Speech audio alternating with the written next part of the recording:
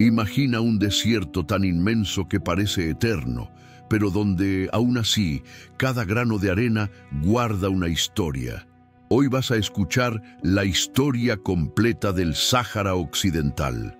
Una historia verdadera, intensa y muchas veces dolorosa, que no solo habla de fronteras y política, habla de personas, de familias, de identidad, de un pueblo que por décadas ha vivido con una pregunta que quema por dentro. ¿Cuándo podremos decidir nuestro propio destino? Y quiero que lo sientas desde el inicio, porque esta historia tiene algo que nos toca a todos. ¿Alguna vez te sentiste invisible? Como si tu voz no contara, como si tu futuro estuviera en manos de decisiones tomadas lejos de ti. Entonces vas a conectar con el Sáhara Occidental. Porque aquí el dolor no es solo el conflicto, es la espera interminable, la separación, el exilio y la sensación de que el tiempo pasa mientras la solución siempre se promete para después.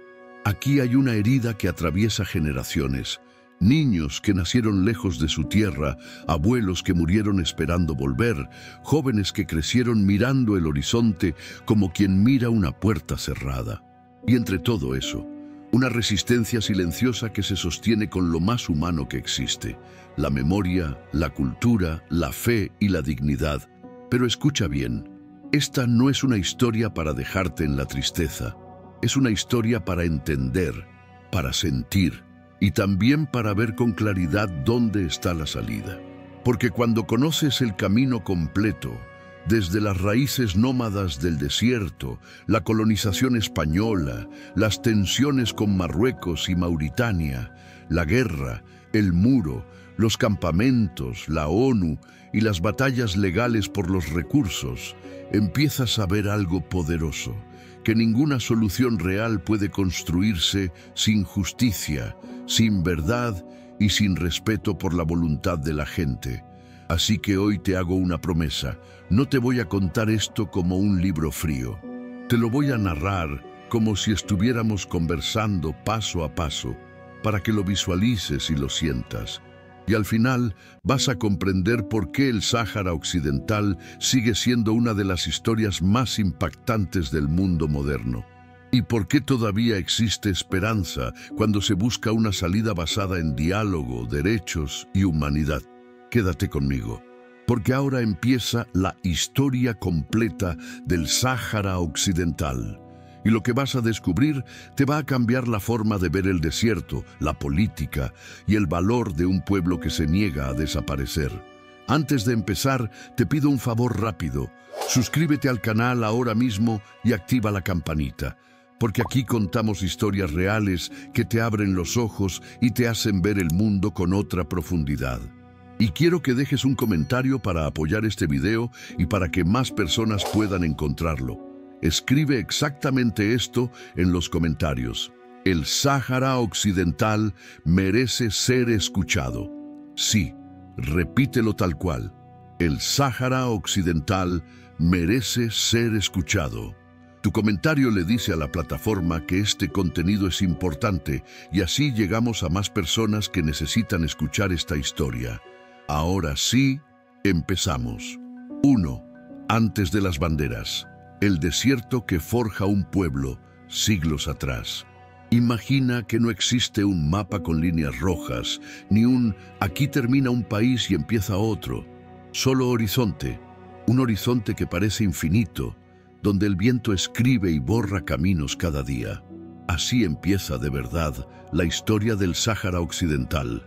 No con palacios ni capitales, sino con un desierto que obliga a la gente a ser fuerte, observadora y profundamente unida. Durante siglos, la vida aquí fue nómada. Las familias y las tribus aprendieron a moverse como si el desierto fuera un océano, siguiendo pozos, estaciones, pastos escasos y rutas conocidas por memoria y por estrellas. No era romántico, era duro. Cada decisión podía significar vida o muerte. ¿Cuándo partir? ¿Qué camino tomar? ¿Cuánto cargar? ¿A quién confiar? Y en un lugar así, la palabra vale oro. Si alguien prometía ayuda, esa promesa no era un gesto bonito, era una garantía de supervivencia. Con el tiempo, el Islam se fue extendiendo por el norte de África y el Sahara, y no llegó solo como religión, sino como una forma de organizar la vida. Normas, justicia, acuerdos, enseñanza. El Corán, los sabios, los jueces religiosos, las escuelas, se convirtieron en parte del tejido social, y junto con eso también se fue formando una identidad cultural muy particular, árabe hasanía en la lengua y en muchas costumbres, con raíces bereberes y africanas en la sangre y en la memoria. El resultado fue un pueblo acostumbrado a vivir entre mundos, entre el Mediterráneo y el Sahel, entre lo árabe y lo africano, entre la costa y la inmensidad interior. Y entonces aparece algo clave: las rutas caravanceras. El Sáhara no era un vacío, era un puente. Durante generaciones, caravanas cruzaban la arena llevando sal, telas, dátiles y otros productos, conectando ciudades del norte con regiones del sur. Donde tú ves nada, ellos veían un camino. Donde tú ves silencio, ellos escuchaban señales, el cambio del viento, el olor de la lluvia lejana, el comportamiento de los animales. Ese conocimiento del territorio, pasado de padres a hijos, era casi una ciencia de supervivencia. Pero esa misma posición estratégica, ese puente entre mundos, también lo volvía codiciado. Y aquí es donde el desierto empieza a cambiar de tono. Porque cuando un lugar tiene rutas, costa y recursos, tarde o temprano alguien de fuera mira ese mapa invisible y quiere convertirlo en mapa oficial, sin que la gente del desierto lo haya pedido. Y así, cuando Europa entra en la era de repartirse África como si fuera un botín, el Sáhara Occidental ya no será solo hogar y camino, empezará a ser territorio. Y en el próximo paso de la historia, aparecerá España, mirando esa costa atlántica como una puerta estratégica, y el desierto, por primera vez, sentirá el peso de una bandera extranjera acercándose. 2. El reparto de África y el salto de España al Atlántico, finales del siglo XIX. Y entonces ocurre lo que casi siempre ocurre cuando un lugar es estratégico y parece lejano. Alguien, desde un escritorio, decide que ese desierto tiene dueño. A finales del siglo XIX, Europa está en plena fiebre imperial. Las potencias compiten por puertos, rutas marítimas, recursos y prestigio. Y en ese gran reparto, que en muchos casos se negocia sin que los pueblos africanos tengan voz, aparece la costa del Sáhara Occidental como una franja valiosa. Mira al Atlántico, está cerca de las Islas Canarias y puede servir como punto de apoyo para el comercio y la navegación. España, que en esa época busca mantener presencia internacional y asegurar su zona de influencia cerca de Canarias, pone los ojos allí. No llega primero con ciudades enormes ni con un ejército ocupando cada kilómetro. Llega como llegan las potencias coloniales al inicio, con expediciones, acuerdos con jefes tribales, banderas clavadas en puntos costeros y documentos que declaran protección o soberanía sobre lugares donde, en la práctica, quien manda de verdad sigue siendo el desierto y las tribus que lo conocen. En 1884, en ese contexto de carreras y proclamaciones, España declara un protectorado sobre la zona costera de Río de Oro. Para entender el impacto, piensa en esto.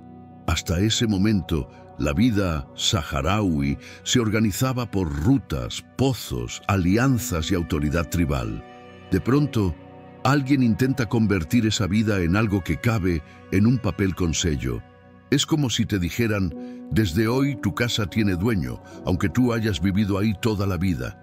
Al mismo tiempo, las potencias europeas buscan legalizar este reparto y la Conferencia de Berlín, 1884-1885, marca reglas para que las ocupaciones sean reconocidas entre europeos. Esa es la parte más fría y más chocante de la historia.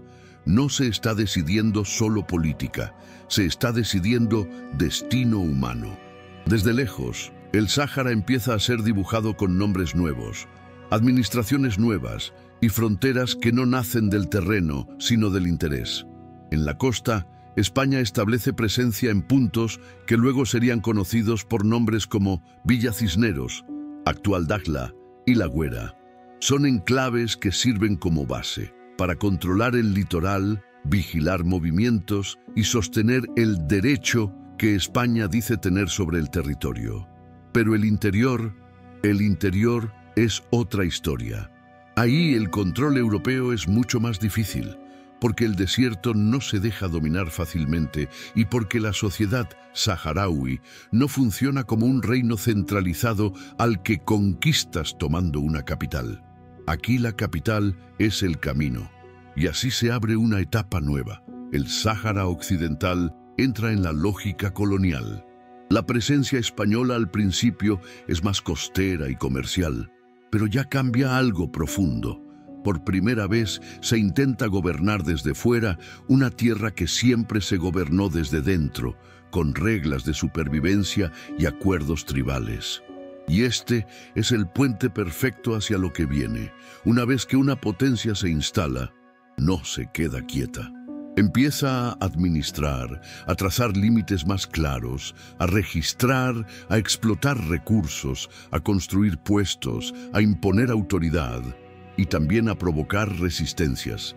Porque cuando el mapa se vuelve oficial, la vida cotidiana deja de ser solo desierto y familia. Empieza a ser colonia, control y tensión creciente. 3. Olonia en serio, administración, fronteras y recursos. Siglo XX.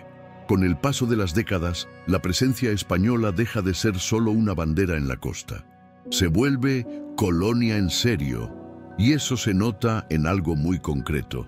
El territorio empieza a administrarse como si fuera una pieza fija de un Estado europeo, aunque en realidad el desierto siga viviendo con su propio ritmo. Primero, España organiza el Sáhara en unidades administrativas. En los mapas aparecen nombres que se vuelven oficiales: Zaguia, el Hamra al norte y Río de Oro al sur. Y para sostener esa administración se refuerzan puestos, guarniciones, carreteras básicas y núcleos urbanos.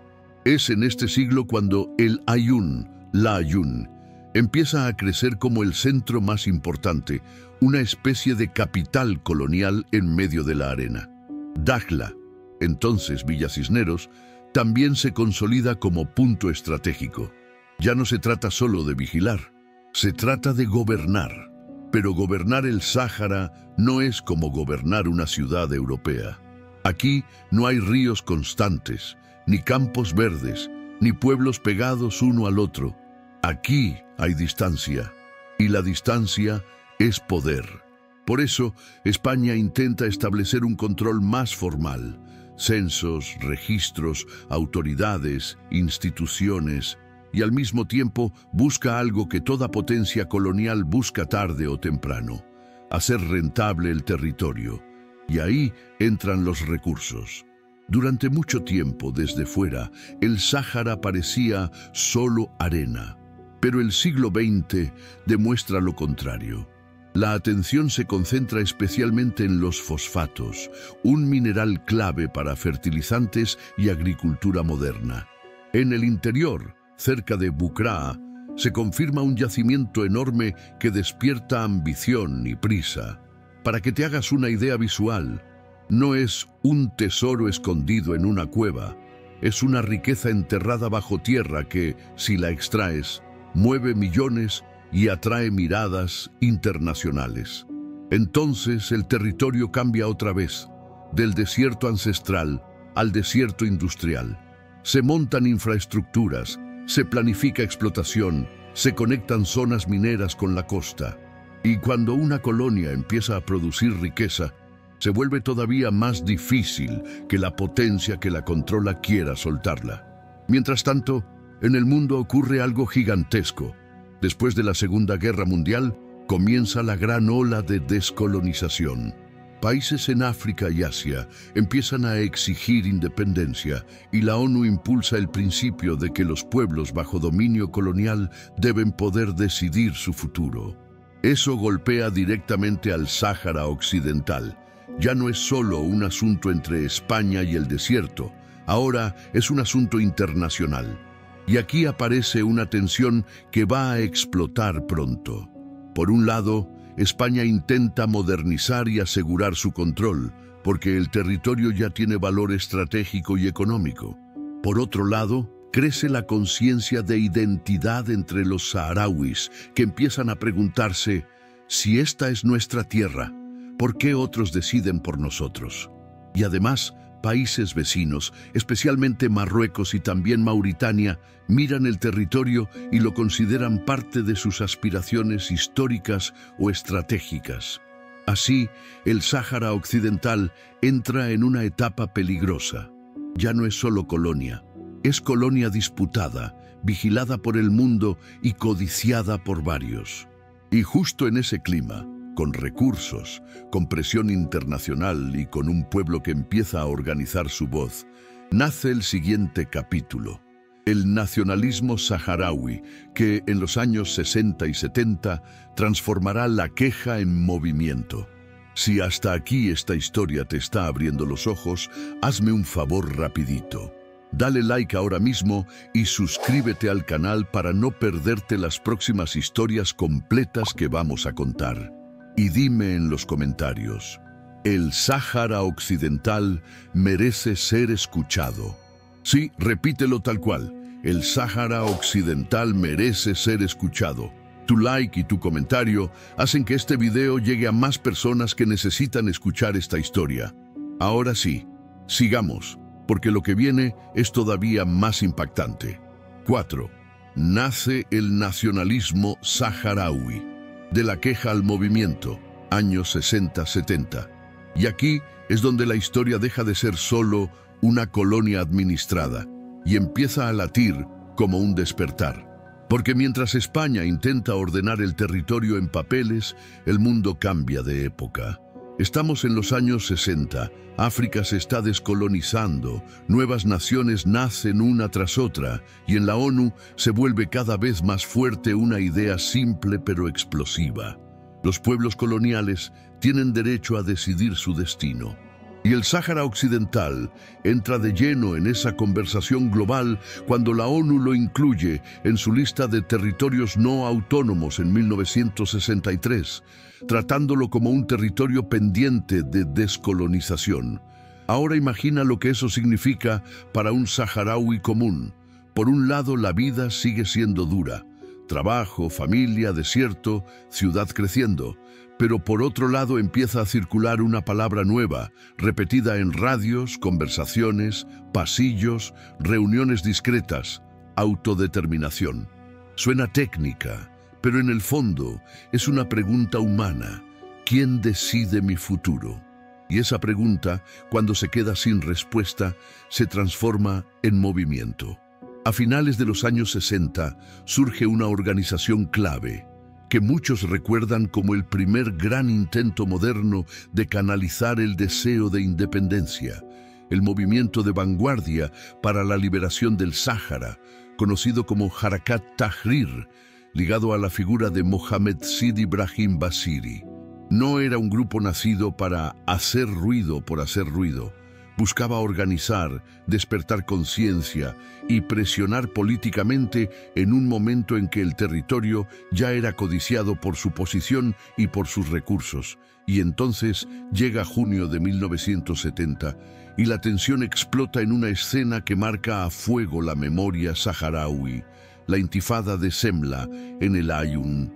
Imagínalo, miles de saharauis reunidos, protestando, pidiendo cambios, queriendo ser escuchados.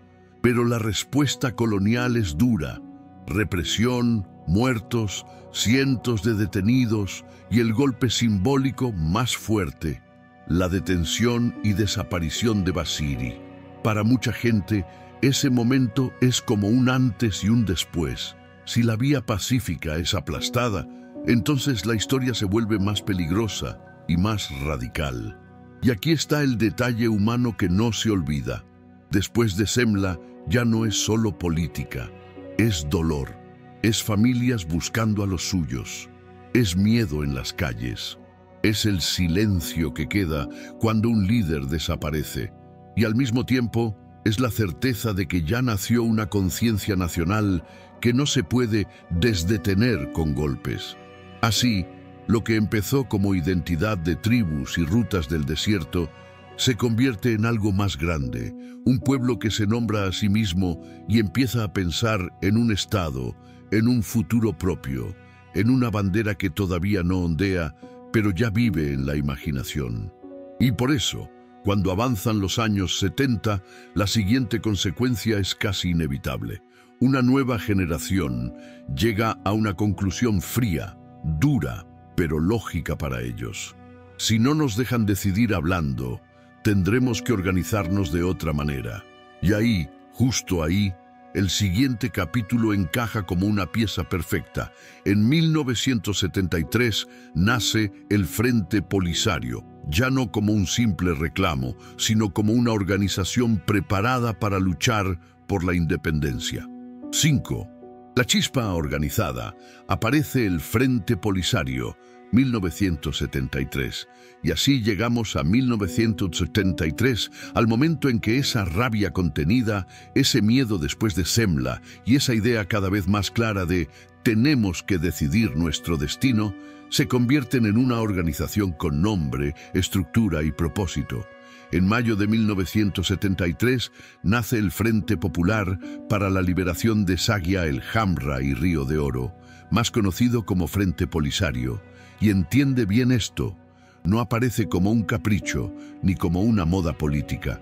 Aparece como respuesta a una realidad que para muchos saharauis ya era insoportable. Un territorio colonial sin salida clara, una población que se siente ignorada y un futuro amenazado por intereses externos. Los jóvenes que impulsan el Polisario ven algo con total claridad. El tiempo se está acabando. España está bajo presión internacional para descolonizar, sí, pero al mismo tiempo, Marruecos y Mauritania miran el territorio con ambición. Y en esa carrera por el Sáhara, el saharaui común teme quedar atrapado como espectador, como si su propia tierra fuera un premio para otros. Por eso, el Polisario nace con dos caras desde el inicio. Una cara política que habla de autodeterminación, de identidad saharaui, de un futuro propio y de la necesidad de unir a las tribus y a las familias bajo una causa común. Y una cara militar, porque muchos ya sienten que la vía pacífica fue golpeada, silenciada, y que sin presión real nadie escuchará. Y aquí viene la escena que suele marcar el inicio práctico del movimiento. Sus primeras acciones armadas contra posiciones españolas. No son batallas gigantescas al estilo de una guerra mundial. Son golpes de guerrilla, pequeños y simbólicos, pero con un mensaje enorme. Ya no estamos pidiendo permiso para existir. O en un territorio donde la distancia y el desierto lo cambian todo, la guerrilla se vuelve posible porque el propio paisaje protege al que sabe moverse en él. Mientras tanto, el Polisario comienza a tejer algo que no se ve en las fotos, pero sostiene toda lucha. Redes.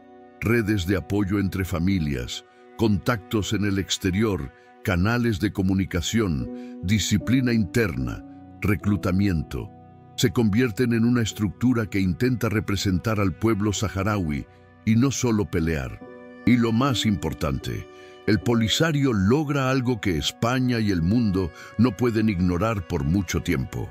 Hace visible que la descolonización del Sáhara Occidental no es un trámite administrativo, es un conflicto real, con un pueblo real, con una identidad real y con una organización capaz de sostener su reclamo.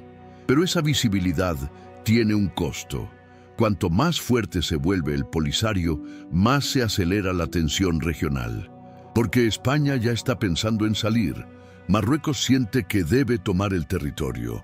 Mauritania también calcula su parte. Y el saharaui, en medio, siente que su tierra está siendo empujada hacia una tormenta.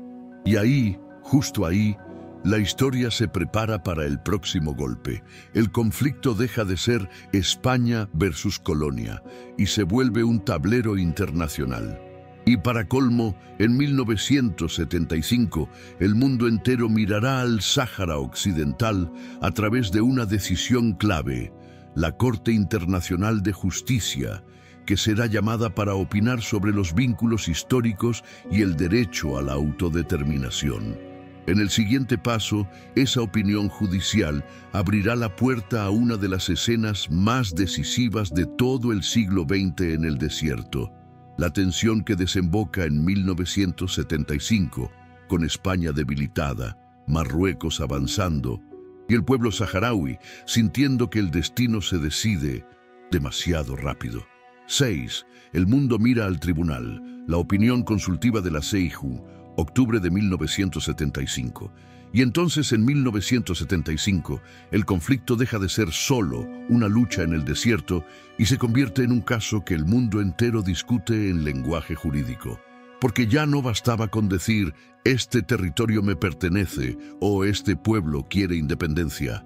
Había que responder una pregunta incómoda. ¿Qué dice el derecho internacional?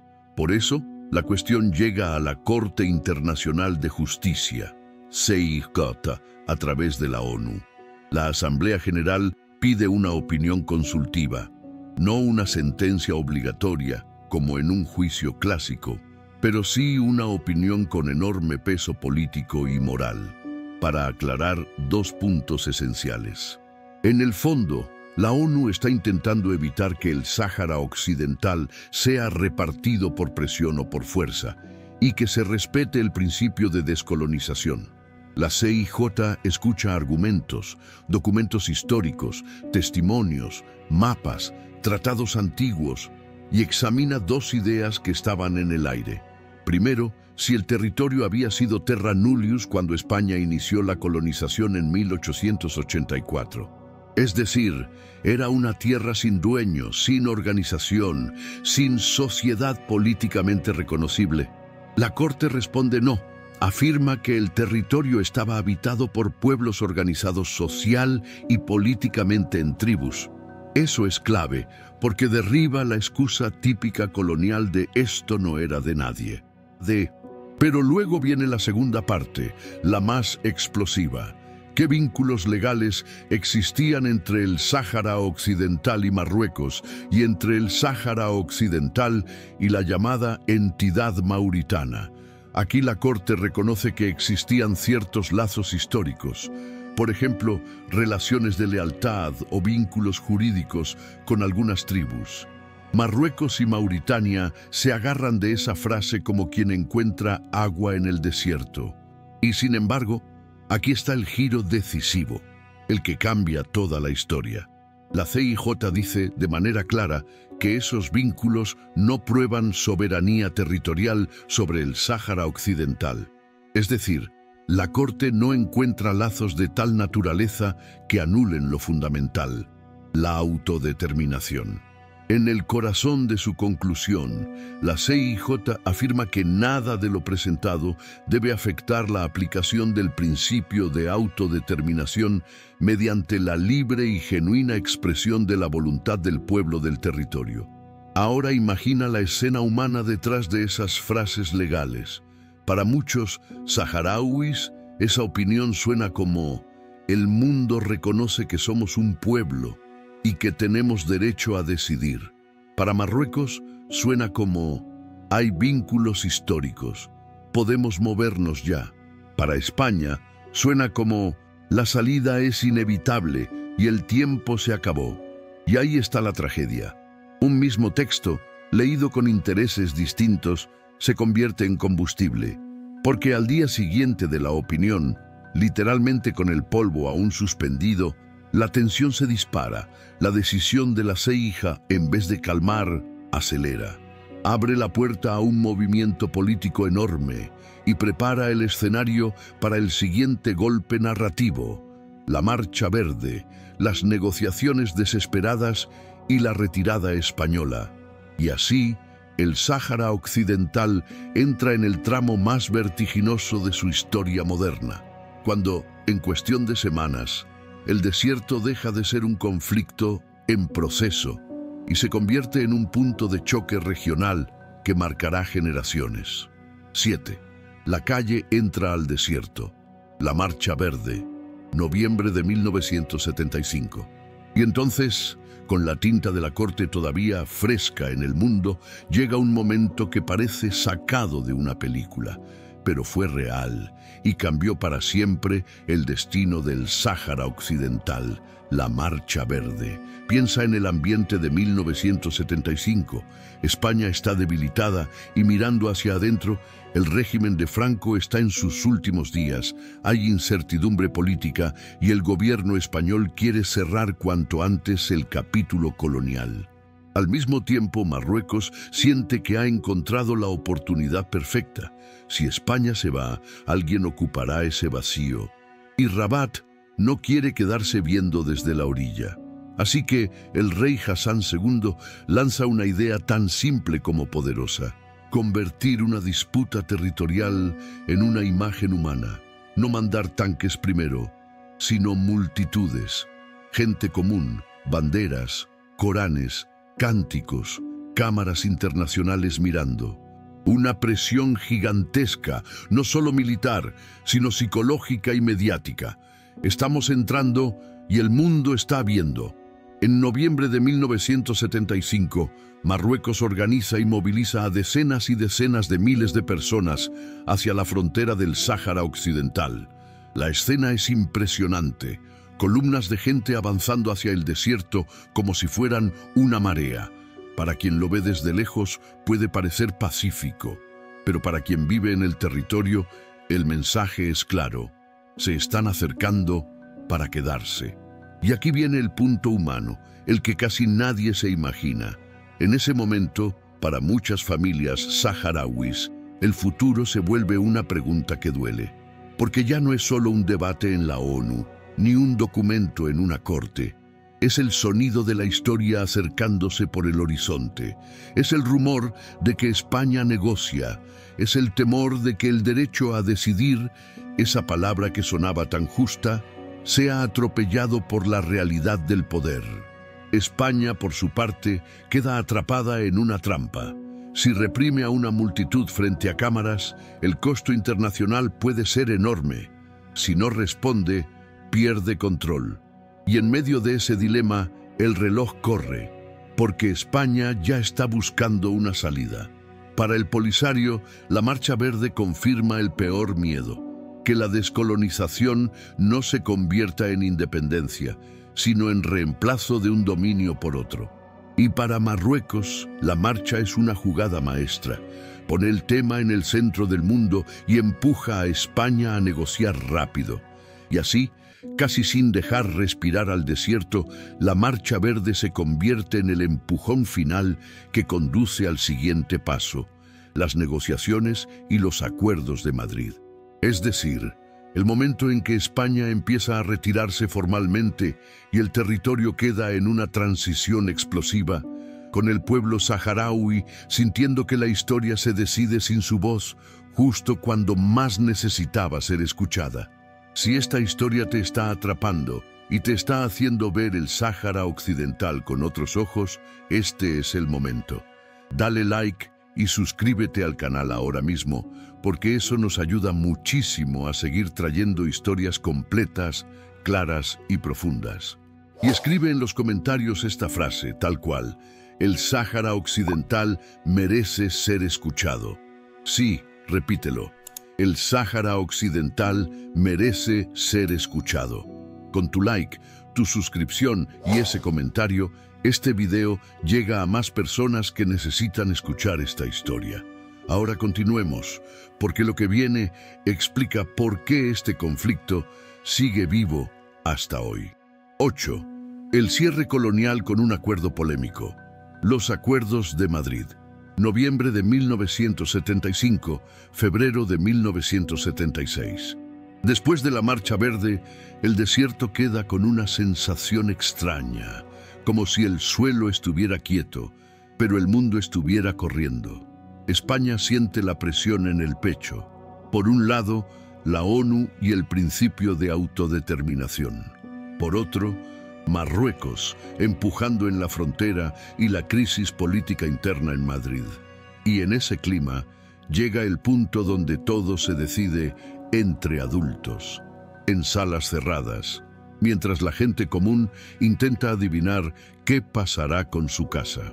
El 14 de noviembre de 1975, España, Marruecos y Mauritania firman en Madrid la Declaración de Principios sobre el Sáhara Occidental, conocida como Acuerdos de Madrid. En el texto, España reafirma que va a descolonizar el territorio y anuncia que pondrá fin a sus responsabilidades como potencia administradora y que se establecería una administración temporal tripartita con Marruecos y Mauritania, mientras se suponía que se respetaría la opinión de la población a través de instituciones locales. Ahora imagina el impacto real. Para el saharaui de a pie, esto no se siente como un trámite, se siente como un portazo, porque el acuerdo no es un referéndum, no es una consulta popular amplia, no es la gente votando su futuro, es más bien el fin acelerado del dominio español.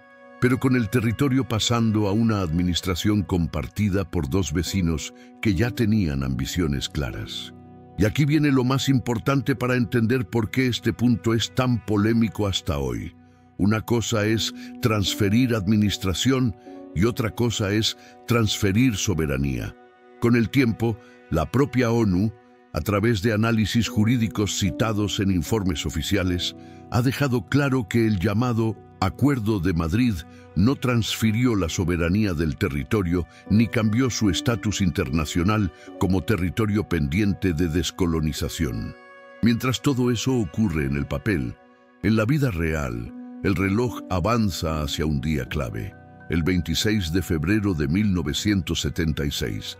Ese día, España informa al secretario general de la ONU que desde esa fecha ha terminado su presencia en el territorio y que, por tanto, se considera desligada de responsabilidades derivadas de esa presencia. Es como si España dijera, me voy, y el eco de esa frase rebotara en el desierto entero. ¿Y qué pasa cuando una potencia colonial se va de golpe y el futuro no queda cerrado con un voto claro? Pasa lo que casi siempre pasa: vacío, miedo, carreras por el control. Para el Polisario, este acuerdo es la confirmación de que el derecho a decidir se está convirtiendo en un reparto. Para Marruecos y Mauritania es el paso que abre la puerta para consolidar hechos sobre el terreno. Y para miles de saharauis es el inicio de días donde la pregunta deja de ser ¿qué dice la ONU? Y se vuelve ¿dónde dormimos mañana? Y así, casi sin pausa, este punto 8 se convierte en el puente perfecto hacia el siguiente capítulo: la guerra abierta y la proclamación de un Estado saharaui en 1976, mientras una parte enorme del pueblo huye hacia los campamentos en Argelia buscando refugio. Porque cuando la política se decide sin la gente, la historia, tarde o temprano, se cobra el precio en la arena. 9. Guerra abierta y un Estado proclamado. Nace la RASD, 1976. Y entonces llegamos al punto donde la historia se vuelve carne y polvo, no solo documentos. 1976. España ya se ha ido y el territorio queda como una casa sin dueño aparente, pero con muchos reclamándola a la vez. Lo que debía ser un camino hacia una decisión del pueblo se convierte en cuestión de semanas en un escenario de guerra abierta. Para entenderlo sin complicarlo, imagina que, de pronto, dos fuerzas entran para controlar el lugar: Marruecos por el norte y Mauritania por el sur, mientras el Frente Polisario se mueve con rapidez diciendo, esta tierra no se reparte, esta tierra se decide. Y en medio, familias enteras intentando proteger a sus hijos, sus animales, sus pocas pertenencias. La política se transforma en una cosa muy simple y muy dura: sobrevivir. En ese clima, el Polisario da un paso gigantesco, casi inevitable. El 27 de febrero de 1976 proclama la República Árabe Saharaui Democrática, RASD. No es un gesto romántico, es una declaración al mundo. No somos una provincia de nadie, somos un pueblo que quiere existir como Estado. Es como plantar una bandera en medio de una tormenta, sabiendo que el viento intentará arrancarla, pero aún así plantándola. Y mientras se proclama ese estado, ocurre el otro gran hecho de este capítulo, el éxodo. Porque cuando el conflicto se intensifica, mucha población saharaui huye hacia el este, hacia la frontera con Argelia, y termina concentrándose en torno a Tinduf, donde nacen los campamentos de refugiados. Piensa en el contraste. Gente del desierto, sí, pero no acostumbrada a vivir como refugiada. De un día para otro, la vida se reduce a lo esencial. Agua racionada, alimentos distribuidos, tiendas bajo el sol, noches frías, tormentas de arena que se meten en la ropa y en los recuerdos. Y aún así, esos campamentos no se convierten solo en espera, se convierten en organización, se crean escuelas, comités, estructuras sociales y una cultura de resistencia que dice, aunque estemos lejos de nuestra tierra, no vamos a olvidar quiénes somos. Para muchas personas, Tinduf se vuelve una segunda patria dolorosa, una patria nacida no por elección, sino por necesidad. Mientras tanto, en el campo de batalla, la guerra toma forma de guerrilla y movimientos rápidos. El Polisario, con conocimiento del terreno y apoyo desde el exterior, combate contra Marruecos y Mauritania en distintas zonas. Es una guerra que no siempre se ve como las guerras clásicas, de grandes frentes, pero que desgasta, asusta y rompe vidas igual.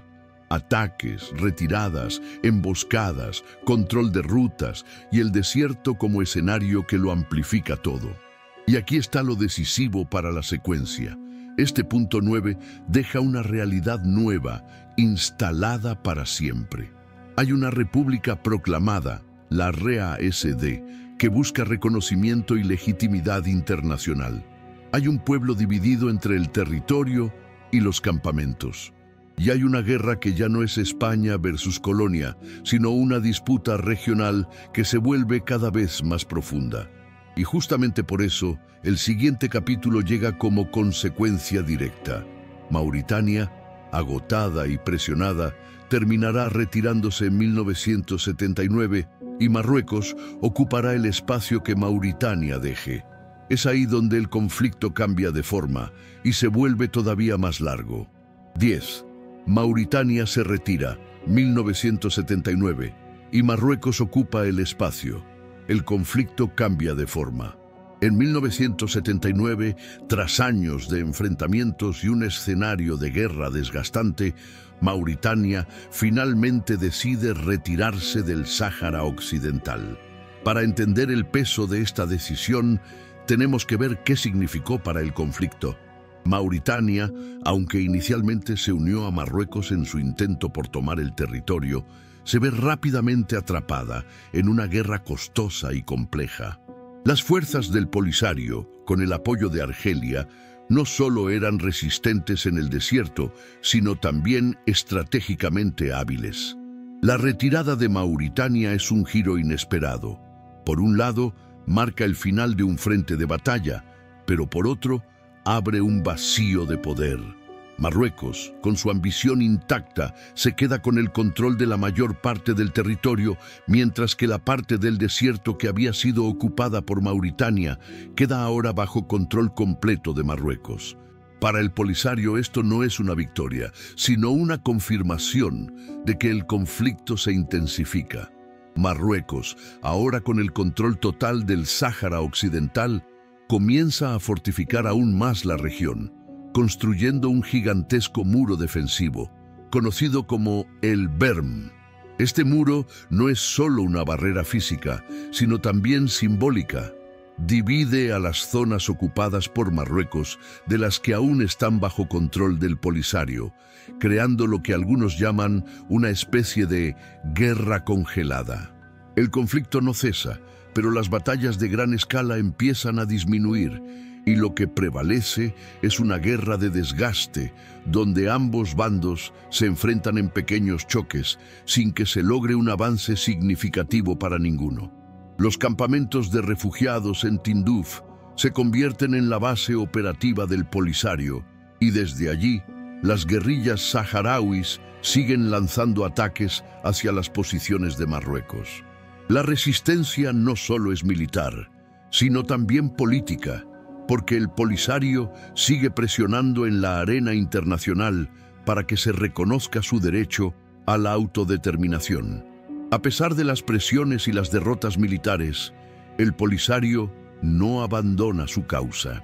Mientras tanto, Marruecos, por su parte, comienza a consolidar su administración del territorio, estableciendo más asentamientos y promoviendo una política de colonización interna, alentando a ciudadanos marroquíes a mudarse al Sáhara Occidental, con el fin de fortalecer la ocupación y modificar la demografía de la región. En otras palabras, Marruecos quiere convertir este desierto en una parte inseparable de su nación, algo que va más allá de las fronteras visibles y toca las raíces mismas del conflicto, la identidad y la soberanía. Este capítulo no se trata solo de territorios y políticas internacionales. A nivel humano, el pueblo saharaui sigue viviendo en la espera. En los campamentos de refugiados, las generaciones crecen con una mezcla de esperanza y frustración. Los más jóvenes nacen en el exilio, pero mantienen viva la llama de la identidad saharaui. Las tradiciones se preservan, las historias del desierto siguen siendo contadas. Y aunque el sufrimiento está presente, también lo está la resistencia cultural. El sentimiento de comunidad y la determinación de un pueblo por recuperar su tierra y su dignidad nunca desaparecen. Es en este escenario donde entra el siguiente giro crucial, la intervención de la comunidad internacional y la ONU, que empieza a presionar para encontrar una solución definitiva. Aunque no se vislumbra una solución inmediata, el siguiente paso será clave para entender cómo el conflicto puede cambiar de curso, llevando al Sáhara Occidental al punto donde se encuentra hoy. Un conflicto no resuelto, pero profundamente marcado por la historia y la memoria de quienes luchan por su tierra. 11. Los años del muro y el estancamiento armado, décadas de 1980. Y así, con Mauritania fuera del tablero, el conflicto entra en una fase nueva, más fría, pero igual de dura. Porque a comienzos y mediados de los años 80, Marruecos toma una decisión que cambia para siempre la geografía del Sáhara Occidental. Levantar el muro, el berm. Imagínatelo como una cicatriz gigantesca en medio del desierto. No es un muro de piedra como los de las películas medievales. Es una línea defensiva hecha de arena compactada, zanjas alambradas, puestos militares, radares y campos minados, extendiéndose por cientos y cientos de kilómetros, atravesando el territorio como una frontera artificial. Su objetivo es claro: proteger las zonas que Marruecos controla, las ciudades principales, las rutas, los recursos, y empujar al Polisario lejos de esos puntos clave. Y lo más fuerte es lo que ese berm provoca en la vida real. El desierto, que durante siglos fue camino y movimiento, se convierte en separación. Se separan familias, se separan tribus, se separan recuerdos. Se separa el territorio en dos grandes realidades: la zona bajo control marroquí, donde están los principales centros urbanos, y la zona al este y sur, más despoblada, donde el Polisario mantiene presencia y habla de territorios liberados. La guerra, entonces, cambia de forma. Ya no es solo avance y retirada como en los primeros años. Se vuelve una guerra de desgaste. El Polisario, que conoce el terreno y se mueve con rapidez, lanza ataques y operaciones, intentando golpear posiciones y demostrar que la causa sigue viva. Marruecos, por su parte, se atrinchera, sostiene el control y responde con fuerza. No es un conflicto de grandes batallas televisadas. Es un conflicto de alertas nocturnas, patrullas interminables, tensión constante y un enemigo invisible que puede aparecer y desaparecer en el horizonte. Y mientras los soldados se desgastan en el Berm, el pueblo saharaui se desgasta en otra trinchera, el tiempo. En los campamentos de refugiados cerca de Tindouf, en Argelia, la vida se convierte en una mezcla de resistencia y rutina. Nacen niños que nunca han visto el mar de su tierra. Crecen oyendo historias de la Ayun, de Dakhla, de Smara, como quien escucha relatos de un hogar que existe, pero está lejos. Se organizan escuelas, comités, distribución de alimentos, medicina básica y una disciplina social que intenta sostener la dignidad en condiciones extremas. Calor que quema, viento que golpea y una espera que parece no terminar. Y dentro del territorio controlado por Marruecos, la otra realidad también es compleja. Administración, presencia militar, cambios demográficos y un clima de tensión política donde la identidad saharaui se expresa muchas veces con cautela, porque el conflicto no es solo militar. Es también una disputa por la narrativa, por quién tiene derecho a llamar hogar a ese lugar. En paralelo, el conflicto se internacionaliza todavía más. En África, el debate se vuelve profundo. Hay países que reconocen a la RASD y apoyan la autodeterminación. Otros respaldan la posición marroquí.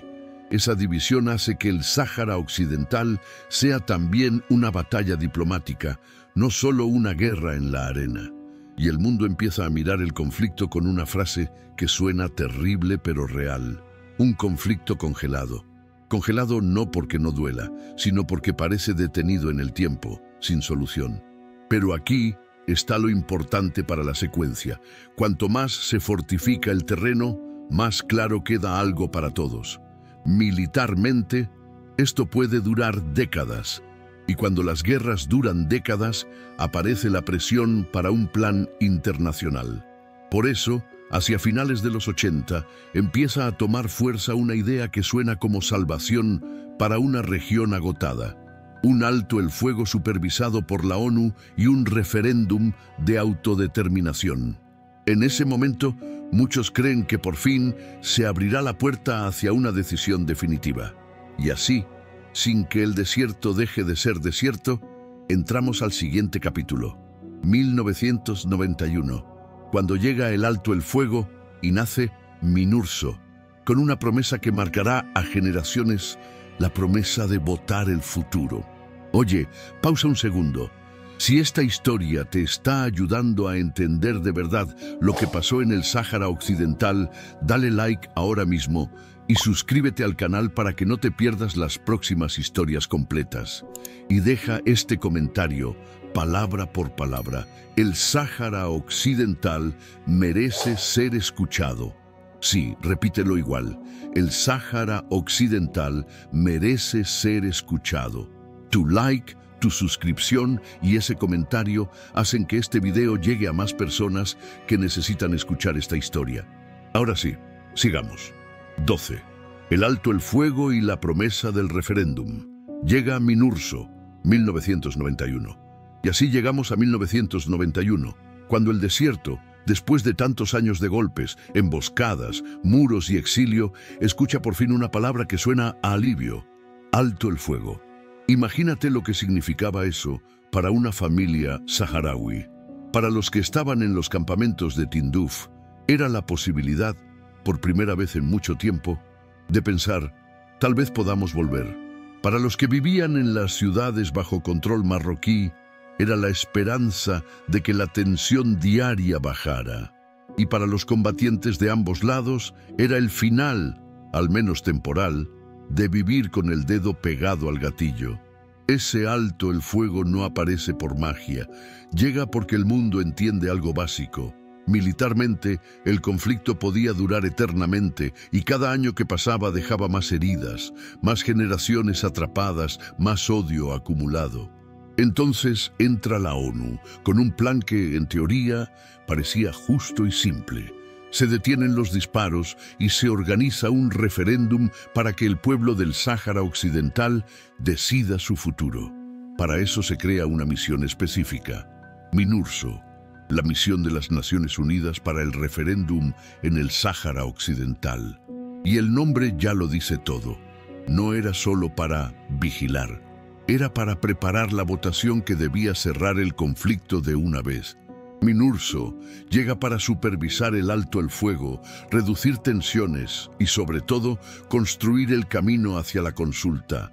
En el papel, era el puente hacia la paz. En la arena, era el comienzo de una nueva batalla, mucho más silenciosa. La batalla por quién tiene derecho a votar, porque aquí aparece el gran nudo de la historia moderna del Sáhara Occidental. Tú puedes imaginar un referéndum como algo directo, independencia sí o no, pero antes de esa pregunta, hay otra que decide todo. ¿Quién es el pueblo que vota?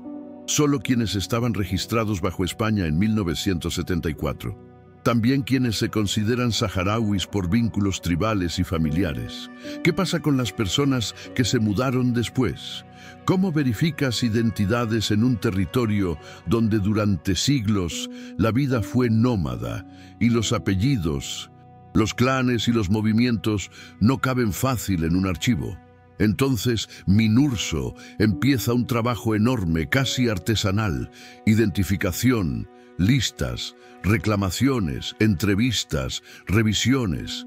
Y cada nombre que entra o que sale de una lista es una chispa política. Porque para el Polisario, si el padrón se amplía demasiado, siente que se diluye la voluntad saharaui. Para Marruecos, si el padrón se restringe, siente que se niega parte de los vínculos que reclama. Y así, lo que parecía un camino técnico se convierte en un laberinto. Mientras tanto, el alto el fuego mantiene las armas relativamente calladas, pero no apaga el conflicto. Lo congela. Y cuando un conflicto se congela, sucede algo peligroso. La gente se acostumbra al bloqueo, pero el dolor sigue trabajando por dentro. En los campamentos, la vida continúa con una mezcla rara de disciplina y cansancio. Se educa a los niños con la idea de volver, se mantiene la identidad con canciones, historias, poesía hasanía, memoria de las ciudades perdidas, pero cada año que pasa también es un año más de juventud viviendo sin su tierra.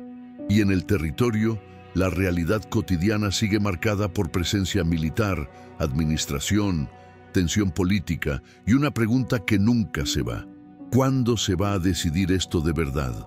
Así, el 1991 no es un final feliz, es un cambio de escenario.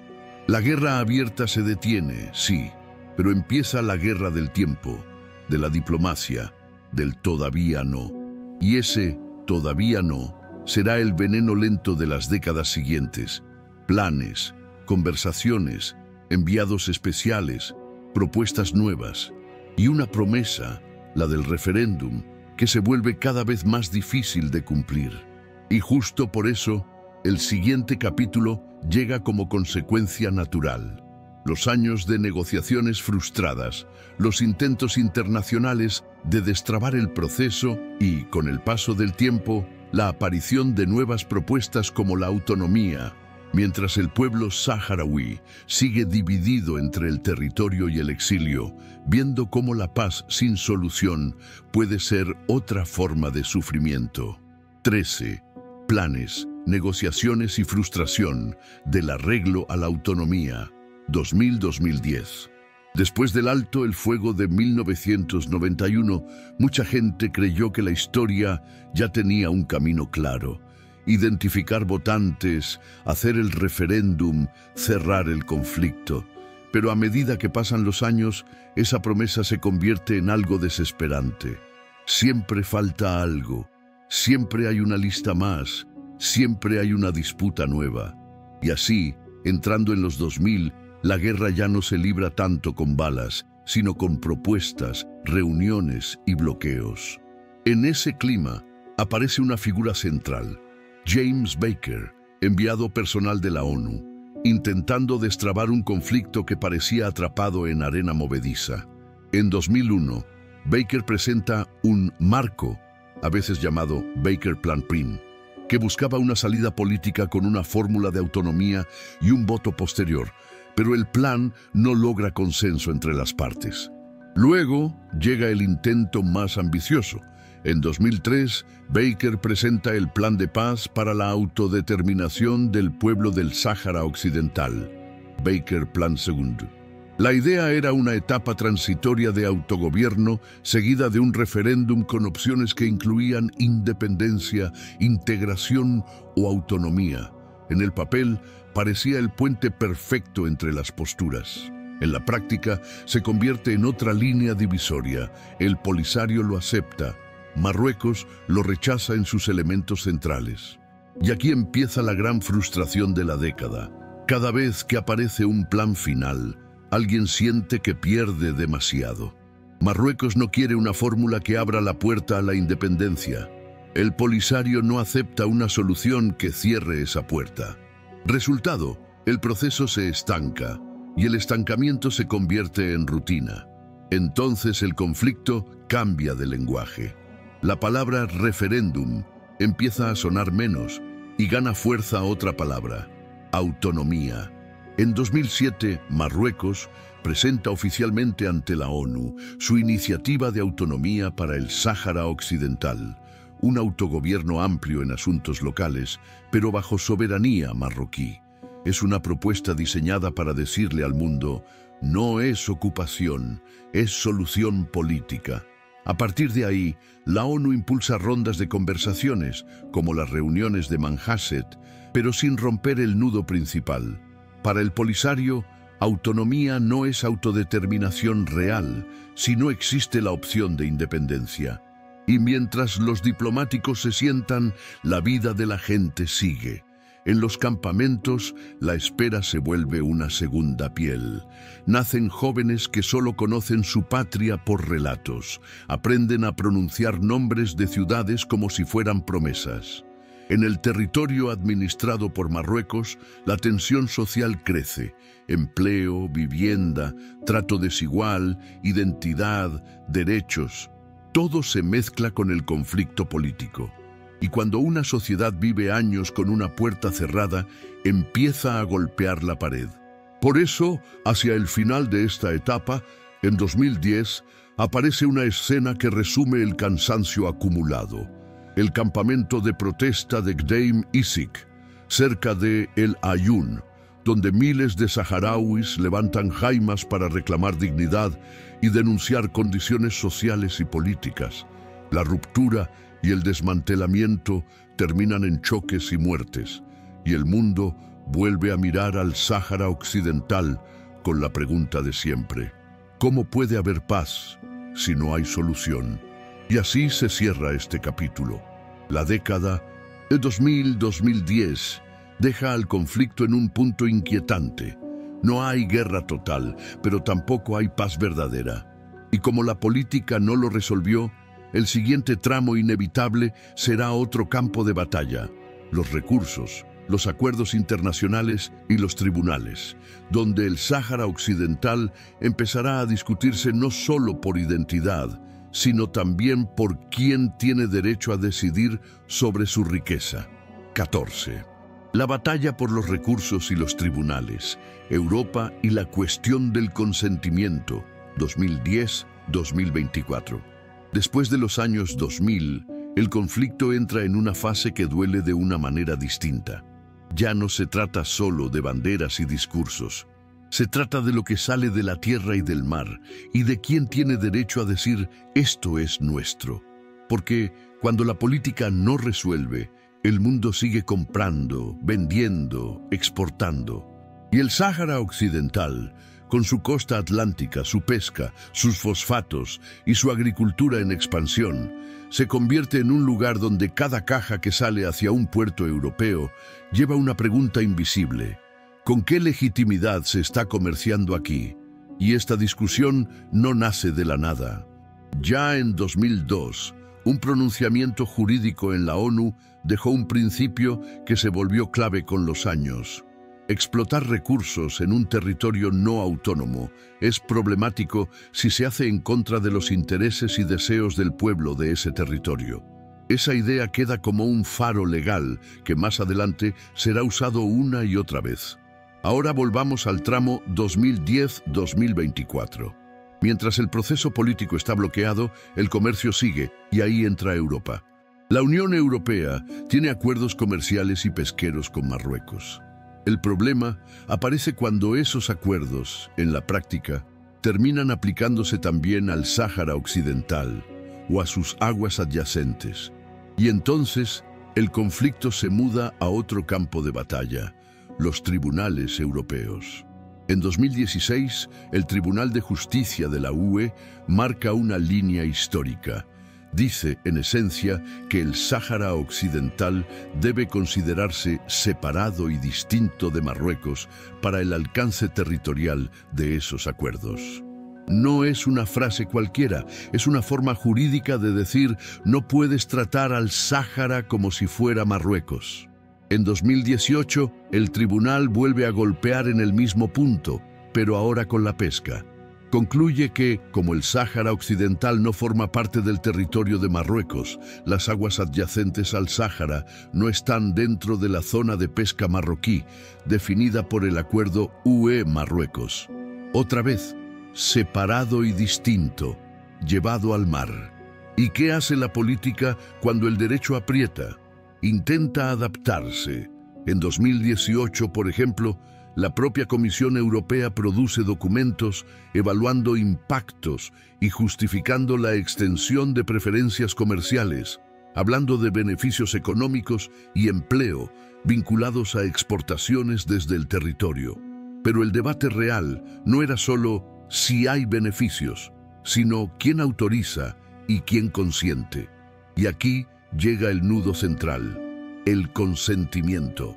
El Frente Polisario, que la ONU trata como representante del pueblo saharaui en el proceso político, impulsa acciones legales diciendo: no basta con consultar a actores locales o con decir esto beneficia a la población.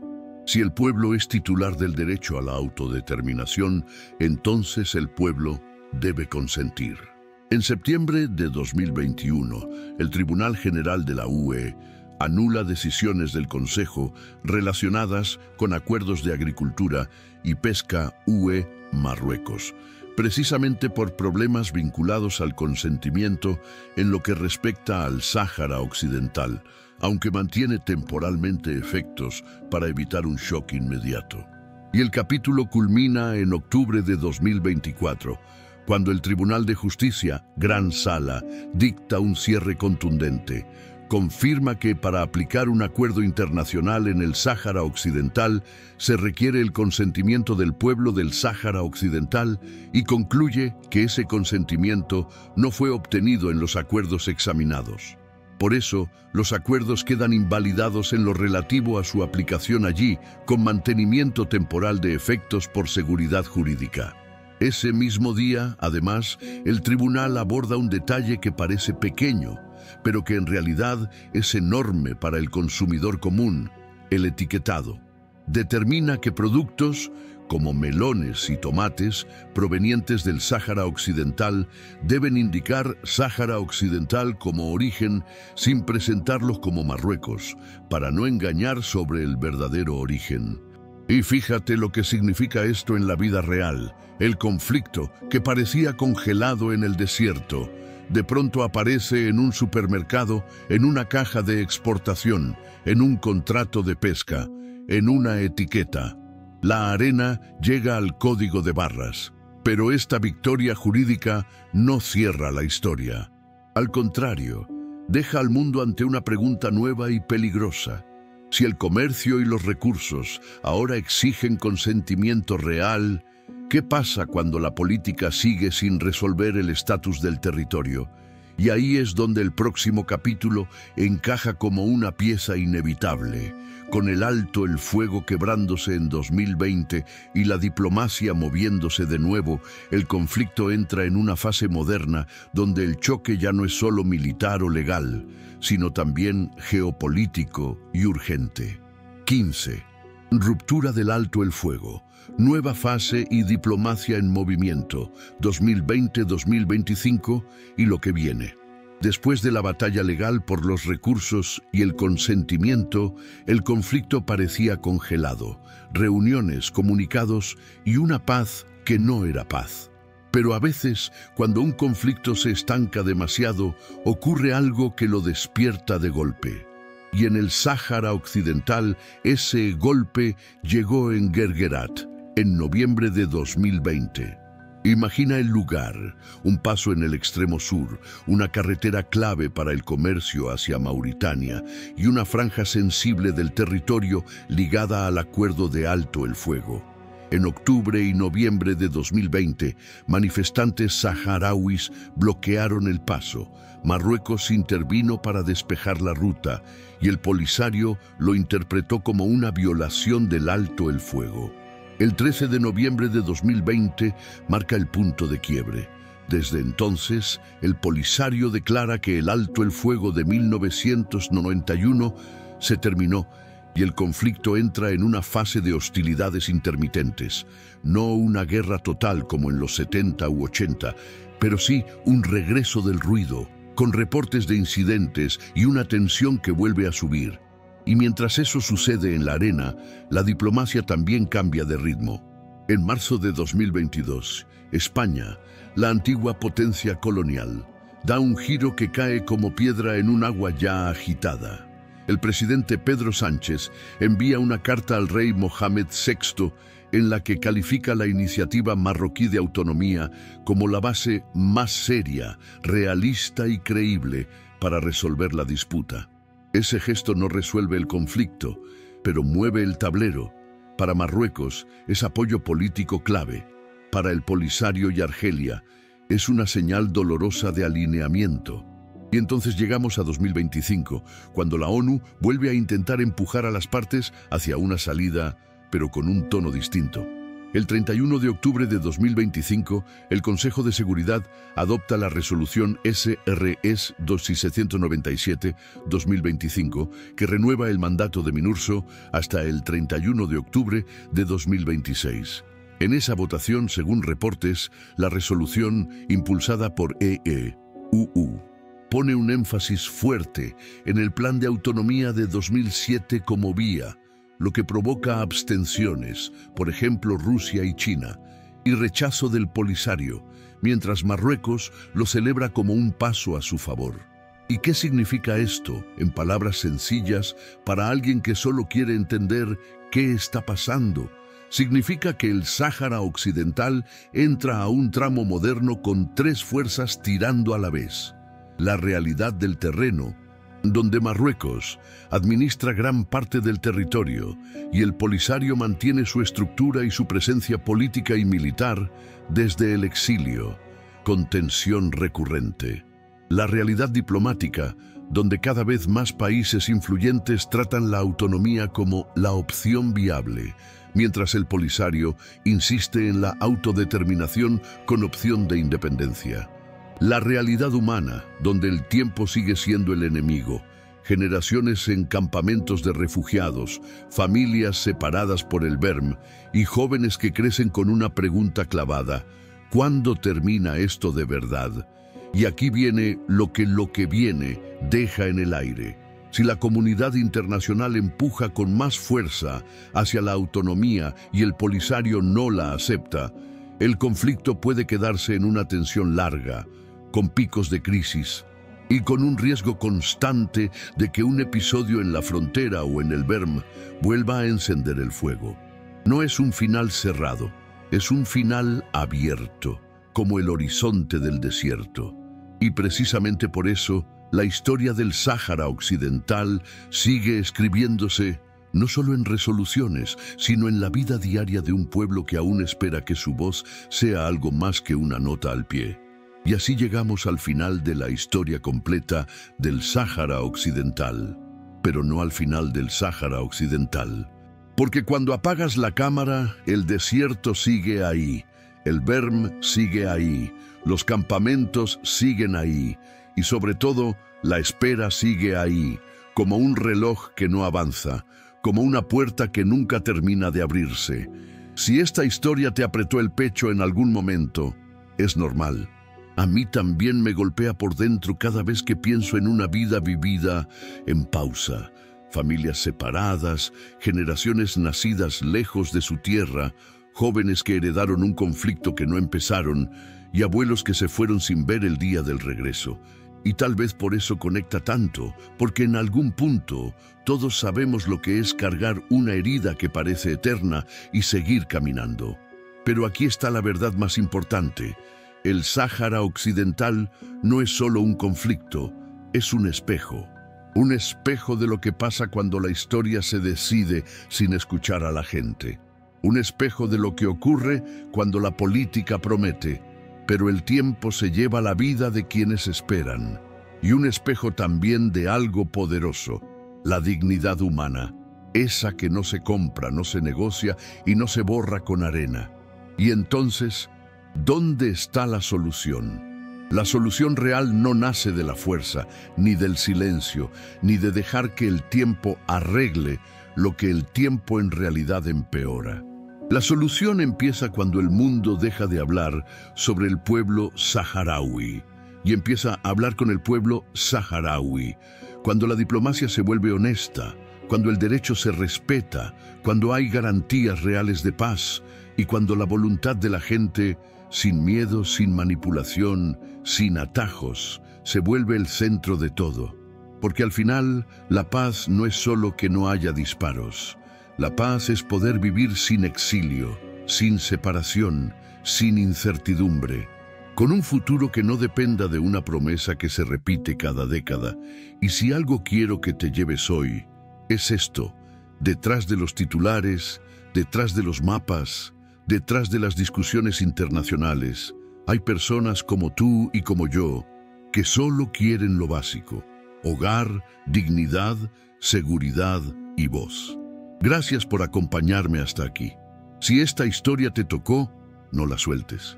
Porque mientras la historia del Sáhara Occidental siga viva, también sigue viva la responsabilidad de recordarla y de no acostumbrarnos al dolor de un pueblo que aún espera justicia. Este fue el viaje por la historia completa del Sáhara Occidental. Y aunque el final todavía no está escrito, una cosa es segura: ningún desierto es más grande que la esperanza de un pueblo que se niega a desaparecer.